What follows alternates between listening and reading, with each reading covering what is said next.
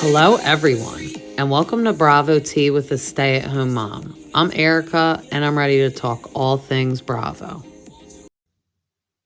Welcome back, everybody. I hope everyone enjoyed their weekend. I know I did.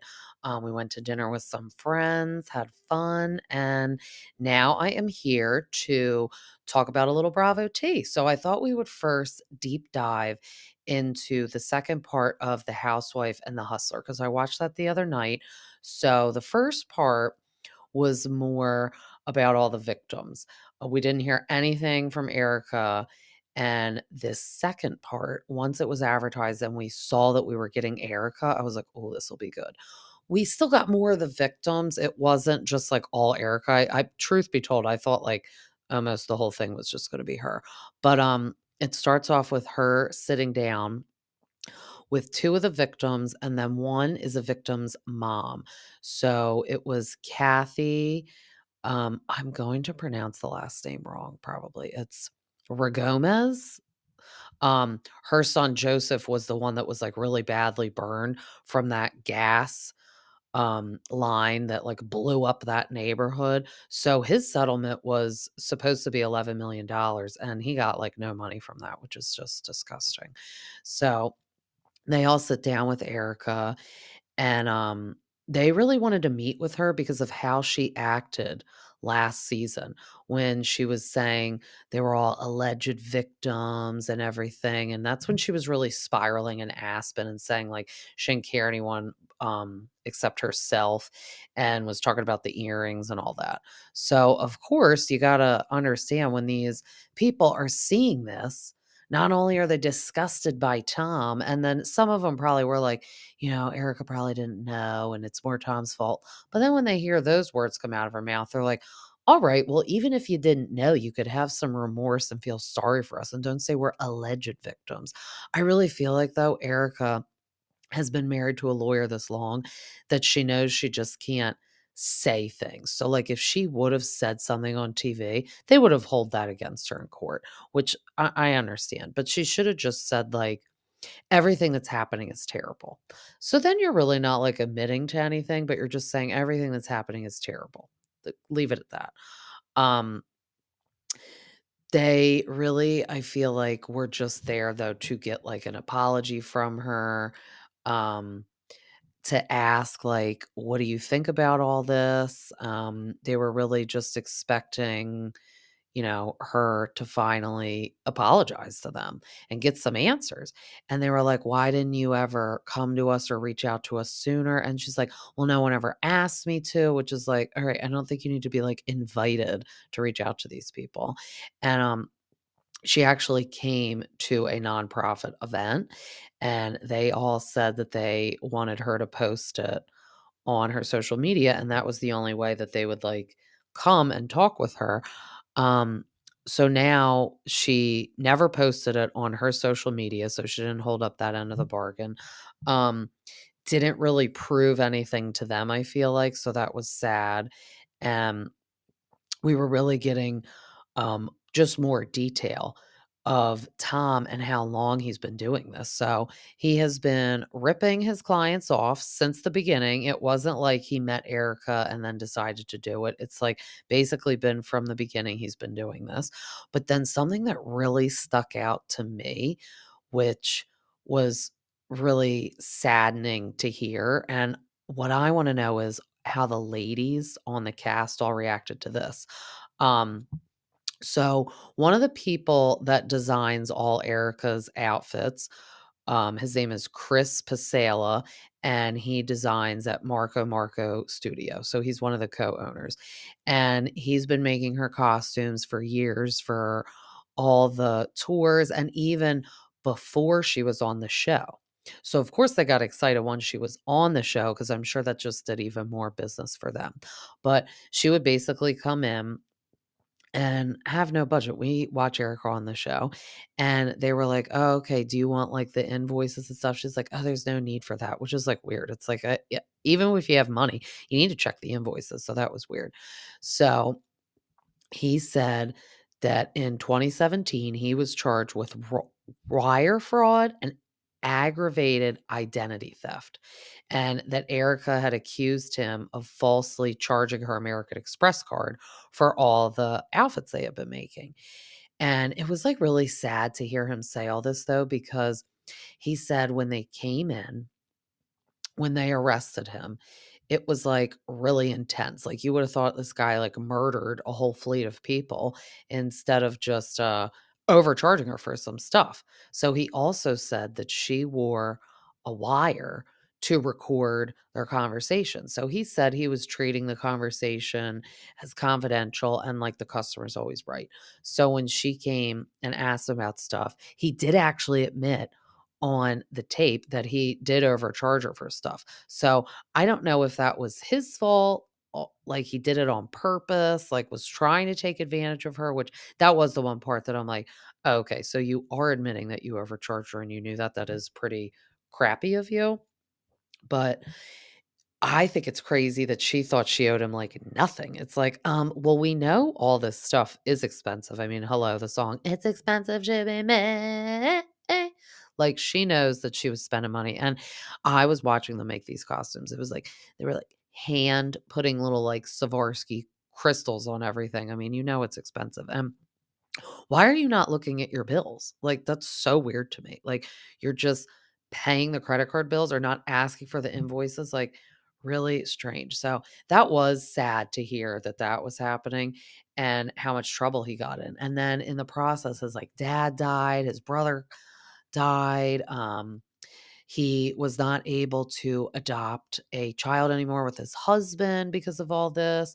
He's spending all his money in court. I mean, it was just terrible. So that part was pretty terrible. Like, I feel like she abused her power because we found out on the documentary that the people behind the scenes were really doing a lot of dirty work for Tom. So, like, the California State Bar was getting involved with stuff for him, just cleaning up his mess. And she was now taking advantage of that. She was contacting, like, it's like the FBI came in. I mean, that's like crazy. Like, if you are being overcharged for something at a costume store, like the FBI is not coming in and arresting people. Like, I mean, the police will get involved and like lawyers, but the way they came in, it was like the SWAT team arrested this man. So that was pretty sad.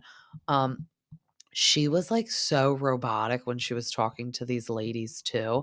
I didn't like that. Um, and like I said, it was like so much back and forth between these victims and her with feelings. Like, they're watching her on TV being disgusted, and she's just saying, "Oh, I don't care about anyone but myself." So it was hard to watch that part. I could tell she was just like there to clear her name. I don't know if she really cared still at the end of the day meeting with them. And then they were like, "Oh, do you know anything about us?" And she's like, "Not really." And I'm like, "Okay, that's odd." And then they were like, "Well, did you watch the first part of the show?" And she was like, "Yeah." So then it's kinda like even more disgusting. It's like, "Wait, so you already watched the show, heard all these people's stories, and you still don't know anything about them?" Like, also, it's just like she doesn't care.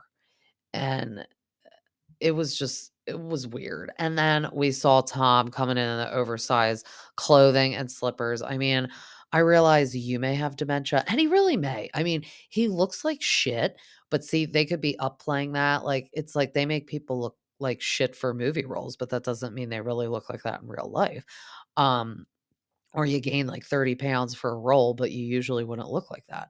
So I think they're definitely like definitely playing into, oh, look, he's an old, sad, fragile man. Well, I don't think the person getting you dressed has dementia. Like, they could put a tailored suit on that you owned for years and you don't have to wear slippers. Like, they could just slide some dress shoes on you. But I think he should be in jail. I don't care if you have dementia right now. You did commit all these crimes when you were sound of mind. So your punishment should be from that. I'm sure there's like a dementia jail. I remember when I used to watch The Sopranos, when Junior did shoot Tony, he was like old and he did have dementia. That's why he shot him. He really didn't mean to. He like thought he was like JFK was alive and I don't know what he thought he was doing. But he went to, like, a kooky, jail. So, like, people that were, like, mentally unstable or had dementia, and they still committed crimes, so they still have to get in trouble, so they're not in, like, regular jail with people, but that's where Tom should be, and I can't quote that, like, I know for a fact, like, maybe he is in one of those, but I don't think he is. I think he is just in a, like, old people dementia place, but with people that aren't breaking the law. Like, I don't that's not fair. Like, put him in a dementia old people jail. Like, I'm sure there's lots of people that now have dementia that did do bad things. And for me, I'm like kinda like an eye for an eye type of person, just personally. So, all these victims have to wanna see something bad happen to him, and if the dementia is real, they probably are like, "Alright, well, this is a little karma for what you've done," but A, they need their money, and B, they need to see justice served so that he's suffering in jail, not, like, being coddled and spoon-fed soup at these places. So at the end, it did say though, that the one guy that had the gas leak and was supposed to get the $11 million settlement, he did get like all of his settlement money basically paid up because once they sold Tom and Erica's house, some of his belongings, his office, like all that stuff, that's what all the proceeds were going to, these victims. Now, a lot of them will still never even see money, and some of them will see money, but not what they're owed. So, like, this one guy got 100,000, but he's supposed to get like 600. And I mean, that's a big difference. And especially like all of them live in California and we know it ain't cheap to live there. So 100,000, and just think they have all been paying for lawyers to fight stuff like this. So they're going into debt with that. So getting 100,000 may seem like a lot, but not really. And at the end of the day, it's just not right because he was living this lavish life, providing Erica with lavish things, while these people aren't even getting every dime that they deserve. Um, it was just interesting. Like I said, I would like to see the ladies' reactions. I kind of wish the reunion wasn't filmed yet and that they filmed it like after this came out, because I wonder if Andy would have slipped a question in or like, Garcelle was watching this and she's like, mm-mm, Erica, that's just not right. You don't even care about these people. Honestly, I think everyone is watching it and they're like, damn, I wonder what Lisa Rinna was thinking, because I wonder if they're still as close. I feel like they are, even though she's not on the show, but I think they're still just as close. And I think that's why we did see a softer side of Erica on the show this season. So that's why I was excited to watch this.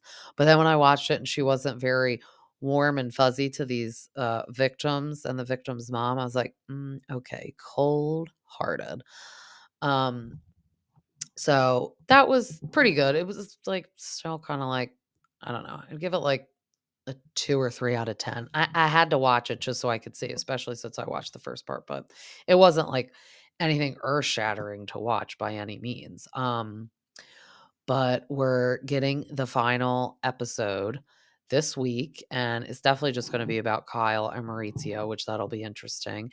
And we saw a lot of the Bravolebrities at the other night at the People's Choice Awards. So now we can pivot and talk about that a little bit. So Garcelle said that she got some new answers at the reunion. We're going to be shocked at the final episode, which I was like, oh, okay. Like, didn't really think we would be shocked by anything at this point. But I'm waiting to see what we're going to be shocked by. I think that'll be interesting. And she said the reunion will definitely like get some clarification with Kyle. So I think we're really going to find out like why they're separated. But I swear, if all it is like, oh, he like isn't comforting me and being there the way I want to, it's like, we already knew that. I need to know some, if there's cheating, I need to know names, I need to know dates, I need to know all of this because she was getting really upset on the last episode. But they were all there at the People's Choice Award the other night. Um, except, wait, who wasn't there on the Beverly Hills cast? I saw the picture. Somebody was missing from it. And I was like, oh, that's interesting. Um, from Jersey, all it was Margaret, Dolores, and Melissa. Kind of surprised Teresa wasn't there. And like, side note, that's weird. So I was listening to Teresa's podcast, and she said to celebrate Valentine's Day, her and Louis were going to Miami. And I was like, oh, that's nice. And then all of a sudden, like a couple days later, I see on Melissa's Instagram, she's like, going to Miami for the weekend before the People's Choice Award. I'm like, that's kind of weird because it was in LA. And I'm like, why are you going to Miami? They went to Miami for like 2 nights or like 2 days, like maybe even just 2 days and one night. Like, that was really weird. I don't know. Sometimes I do feel like it could be coincidental, but like I feel like she is copying off of Teresa sometimes. It's very weird. So I don't know why they were in Miami, but Teresa and Louis were there for vacation for Valentine's Day. But kind of surprised she didn't go to the People's Choice Awards. I mean, and she's not the type that would be like, "Oh, I'm not going because I don't wanna see Melissa," because, I mean, I'm sorry, if the show is up for a nomination, like, her butt should be there. She's the only OG technically, like, Melissa has been there for a long time, since season 3, but not season 1, not like Teresa, so the OG of our queen of New Jersey was just in Miami getting tan with Louis, which, speaking of Louis, we see this past week in the news that him and Bo Dietel are being sued for allegedly hacking computers for harassment and abuse against his ex Vanessa. So they were engaged for a little bit. And she has come forth before and said that Louis like stalks her and stuff and accuses him of like harassment all the time. So they're saying that they like hacked into some computers to illegally access sensitive information and dig up dirt on her. I don't really know, like, because Bo Deedle was mentioned, of course, last season on one of the last episodes with How Can We Forget? He's like, Bo Deedle has information on everyone in this room. And then John Fuda at the reunion said that he was looked into and it was by Bo Deedle. And like, why would he do that on his own? Like, obviously, they were all accusing Louis of doing this. And even Frank chimed in and said all that. So I don't know because everything is always alleged until it's like actually happens. But I mean, does this just make your skin crawl for poor Teresa? I mean, this is like serious and scary because she went through all the crap with Joe Judice. And we all had a little reservation about Louis because at first Joe, her brother, liked him. And then when he was like, oh, I don't know, because like bad stuff was going on with him, like maybe Joe has his own bad stuff going on or stuff that he did because apparently we're going to hear more about that this season. But I don't think Joe is all wrong about Louis. I can't put my finger on him. Like, I do feel like the daughters would blast him if he was bad, but I don't know. They also see their mom happy. And if stuff is happening, Teresa may tell them to stay hush hush. I don't know. It's, I'm very back and forth because he does give me the ick sometimes, but then I like that she's happy. And like I said, I think the daughters would throw their hands in the air if something bad was happening. But I mean, this is scary. He's being like accused of like wiretapping and electronic surveillance. Ugh, I mean, we don't need this poor woman back in jail. I mean, I don't think ever again she would get in trouble for somebody else's misdoings, but wouldn't it be terrible if he got in trouble for something and like had to go to jail and left her? I mean, oh my God. This poor woman has been through enough, I feel like. She's lived like 5 lifetimes in one lifetime. Just everything she dealt with, I feel like, with Joe. And hers was all signing stuff, trusting Joe. So to circle back to the housewife and the hustler, Erica at the very beginning was telling these women, like, I never knew anything until somebody came and knocked on my door, and it was like a creditor, and it was like, "You sign this." So she said she did sign stuff before the Tom had asked her to sign, and she trusted him because A, that's her husband, and B, he is a lawyer, and that was before she knew he was, like, a bad lawyer taking everyone's money. So, I do understand. I mean, right now, if my husband put a 30-page document in front of me and was like, "Can you just sign this?" I'd be like, "Yeah." I would probably glance at it, like, I'm not totally gonna not look at it, but like her and Teresa said, I trust my husband, so I signed it. Or like Kyle said, she signs stuff and doesn't read it, like, because she trusts Maurizio. I mean, it is scary. It's at the end of the day, your fault because you are signing it. But I mean, it's the other person's fault for doing this to you. It's terrible because they know it's wrong and making you do it. So all those people should suffer. But yeah, this is all alleged. So just reporting the news. Nobody like get up in arms or like camp out in front of a jail. Like nothing's happening yet, but I don't know. It's like pretty scary. As he's been like, you know, put on the stand before for this crazy ex. He refers to her as a crazy ex and somebody else as a crazy ex. So I don't know if like everyone is crazy that you've dated. Like sometimes when like everyone's saying it, it's like, well, the common denominator is you. So you're probably the crazy one. But I don't know. These women could be doing it for clout too, because now he's, married to Teresa. They're in the public eye all the time. She's in the public eye. Maybe they're jealous of their life because they're living the high life over there. And that old neighborhood of Joe and Melissa's. I mean, I always say that too. Isn't that weird that they live in their old neighborhood and the best house in the neighborhood? Because it really is. It's at the end and it's like a castle. Joe and Melissa's was falling apart a little at the end when I did my drive-by, my creep drive-by. But yeah, I mean, hopefully Teresa, nothing bad will ever happen to her again. So moving on to a new topic. Apparently Larsa Pippen and Marcus Jordan are just back together. I mean, that is really weird. Don't know what happened there. Don't know if they just had like a bad fight and she decided to like swipe him away from her internet because she did delete everything on Instagram. Then imagine the hard work to go back and re-put all the pictures. I mean, how do you do that? But I don't know. And then later this week, we're going to get Summer House, which I'm very excited about. Now, I got to say, it's kind of like watching Vanderpump Rules. Like when we already know what's happening in real time, it's going to be so weird to watch Lindsay and Carl together. It's going to be real hard for me to do that. But it's going to be good because we can dissect everything that happens. Whereas Scandival, we were, liking Ariana and Tom together the whole season, and then kind of feeling bad for Raquel sometimes. I personally never did because she got on my nerves, but sometimes you felt a little bad. And then the very last episode, we're like, oh my God, the whole season is ruined. So that was different because like it happened real time. This is all happening. We already know they broke up. It's just like we already knew at the beginning what was happening with Kyle and Maurizio. So it's still gonna be interesting because we can decipher it. Apparently, they fight all summer. To Lindsay's brain, they don't. So that's gonna be the interesting thing. Got a new guy coming in, 2 new guys, I think.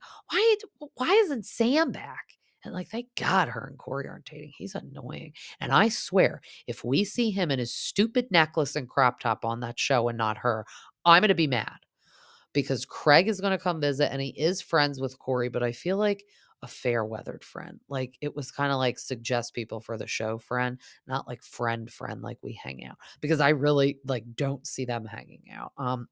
Also, did anyone catch the thirst trap picture Craig put up? Paige was like, we'll be speaking later at home. But it's like, wait, you don't live in the same home. Are you visiting?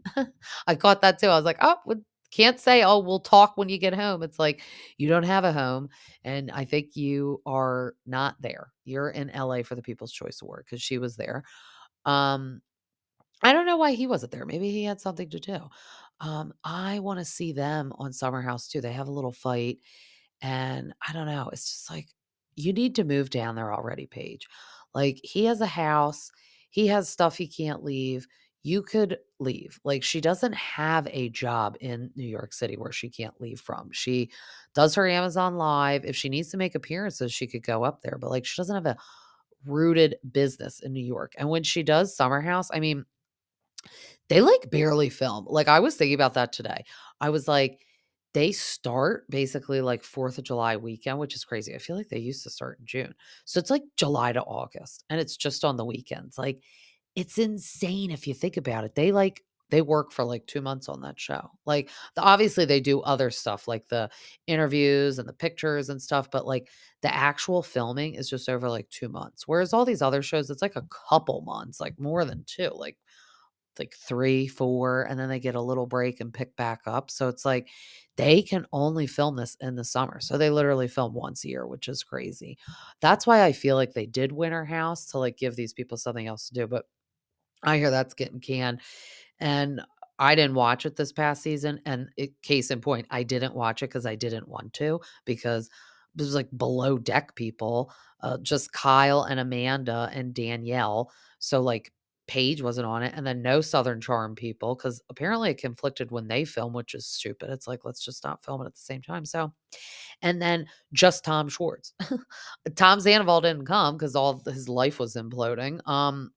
Which also on this week, we're going to see like Lisa tell everyone to feel bad for him. I don't know about that. Obviously, I will talk more about my recaps once we see the episodes, but I think he needs to like lay in the dirty bed he made for a little bit. Dirty bed with Raquel, by the way. I mean, people are like turning on Ariana a little bit, but I don't know. I mean, people have to understand he did do this. We're not like wanting him to like get in a bad place, but we're also not like quickly forgiving him. And he's also, like she says, taking no accountability, which I agree. He still isn't. He wasn't then. He still isn't today. So it's like, boo hoo. Sorry. Goodness. Ugh, these people, all these people just keep our blood pressure boiling. But you know what? Better to watch it on TV than this happen in our real life. So I'll take some intense drama in the Bravo world versus my real life. But I think that's about it for the Bravo tea. I know new tea always comes out every day or new catch ups for the shows. I really wish I could like do one every single day, but also I don't think everyone has time to listen to one every single day. I know I don't have time to listen to one every single day, but the recap episodes are going to get a little like wonky because we got VPR and Real Housewives of Beverly Hills on Tuesday, Wednesday. So usually I would record on Thursday and then release on Friday. So I don't know what I'm going to do now because Summer House is on Thursday. So I may be pivoting to releasing on Saturday now. Um, I'm not sure because I don't want to make you guys wait too long to hear the recaps. Like if I would like wait and post it on like Monday or Tuesday, no one would care because it's like out of sight, out of mind. We've already watched the show.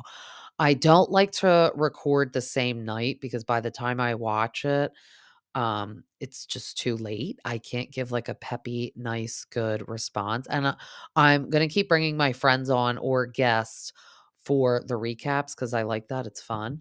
So I'll figure out my schedule. I'm probably going to, for this last one, do my VPR and Real Housewives one. And then I'll do like a special dedicated one to Summer House. I'm going to bring one of my friends on, one of my longest but closest friends. She loves Summer House, so I'm going to bring her on. So I think I'm going to do like a single episode for the first one. But then I'll get in the groove and figure out because we do still have the reunion for Beverly Hills. So I'll figure it out because I also don't want to recap 3 shows in one episode. I think that's too much. So we'll get the pattern down, and then in the spring we're going to have the Real Housewives of New Jersey. So when one show starts, one stops, and we're always going to have something to talk about here. Thank God. As always, this was so fun. As always, this was so fun, and you could find me on Instagram at Bravo T with the Stay at Home Mom, Spotify, and Apple. Till next time, see ya.